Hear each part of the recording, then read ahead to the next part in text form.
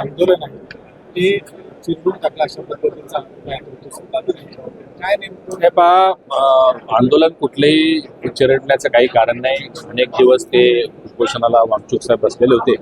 कोर्टाच्या आदेशानुसार त्यांची तब्येत खालावत चाललेली असल्यामुळं, त्यांना उपचाराची आवश्यकता असल्यामुळं आज त्यांना उपचारासाठी नेलेलं आहे. उपचार पूर्ण झाल्यानंतर, तब्येत परत ठीक झाल्यानंतर परत ते उपोषण करू शकतील असं मला वाटतं.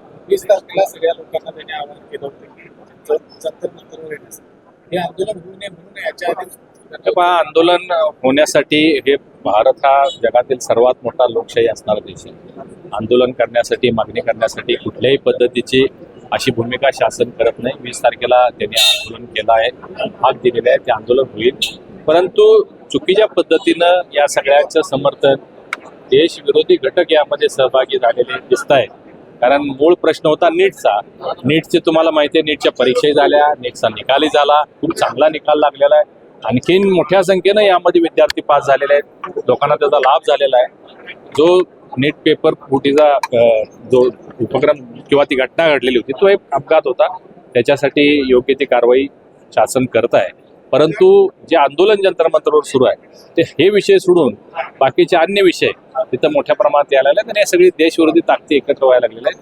ते होता कामा नये एवढंच आमचं मत आहे. कारण प्रधानमंत्री मोदींच्या नेतृत्वाखाली केंद्र सरकार खूप चांगल्या पद्धतीचं काम करतंय. देश प्रगतीपथावर आहे, देश आधुनिकतेकडे चाललेला आहे. अशा परिस्थितीमध्ये अशा गोष्टी होऊ नयेत अशी आमची भावना आहे.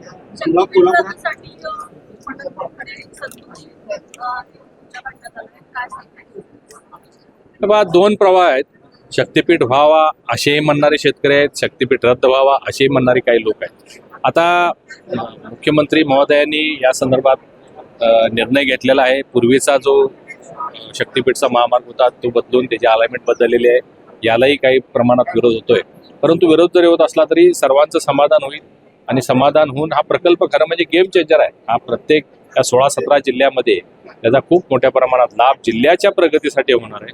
निश्चितच काही लोकांच्या जमिनी जाणार असतील तर त्यांच्या भावना आम्ही समजून घेऊ आणि त्या काही ठिकाणी बदलता येत असेल तर ते बदलण्यासाठी किंवा योग्य मोबदला देण्यासाठी महाराष्ट्र शासन संपूर्णपणानं सहकार्य करेल.